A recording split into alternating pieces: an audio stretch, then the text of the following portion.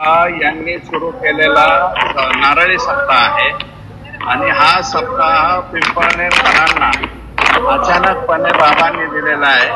भगवान बाबांनी याची मुहूर्तमेढ रोवली आणि आता नामदेव शास्त्रींच्या मार्गदर्शनाखाली 91वा नारळी सप्ताह हा होतोय। तर हे भगवान बाबांच्या दर्शनासाठी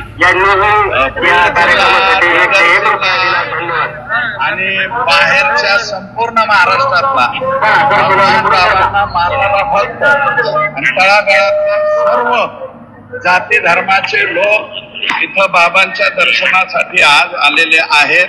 आता 11:15 वाजलेत। आताच परिस्थिती बघा, जवळपास 5 लाखाच्या वरती लोक आताच इथं असतील आणि 12 वाजता जे या ठिकाणी किती गर्दी होईल याचा अंदाज तुम्ही बांधा।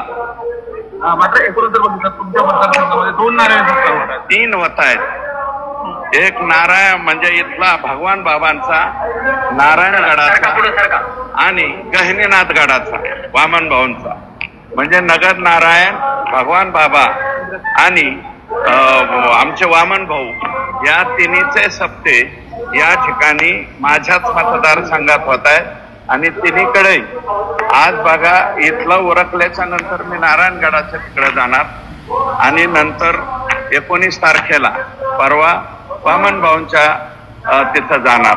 मुख्यमंत्री येणार असं मलाही कळालंय।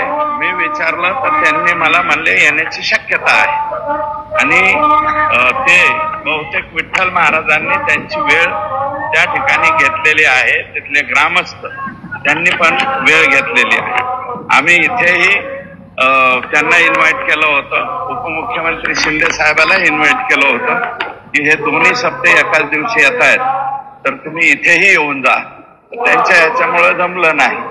मला काल रात्री काही कोणाचं कन्फर्मेशन आलं नाही, त्याच्यामुळं आता 19 तारखेला ते आले तर आनंद आहे। अण्णा खरं तर आध्यात्मिक कार्यक्रम आहे, मात्र या ठिकाणी धनंजय मुंडे आणि तुम्ही देखील एकत्र येणार असं चर्चा सध्या सुरू आहे। नाही, हे बघा इथे मी किंवा धनंजय मुंडे साहेब किंवा आणखी कोणी याचा काही संबंध नाही।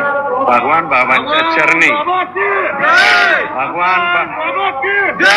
भगवान बाबांच्या चरणी लीन व्हायला सगळे पक्षीय सगळे लोक या ठिकाणी येऊ शकतात।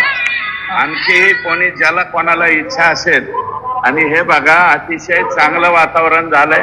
दोन्ही गडाचे सप्ते इथं होते, दोन्ही गडाचे सप्ते आजूबाजूचे सगळ्या दोन्ही गडाच्या कार्यक्रमाला जात आहेत। पिंपळनेरवाल्यांना राक्षस भुवनकरांना पंगत दिली आणि राक्षस भुवनकरांनी पिंपळनेरकरांना या ठिकाणी पंगत दिलेली आहे।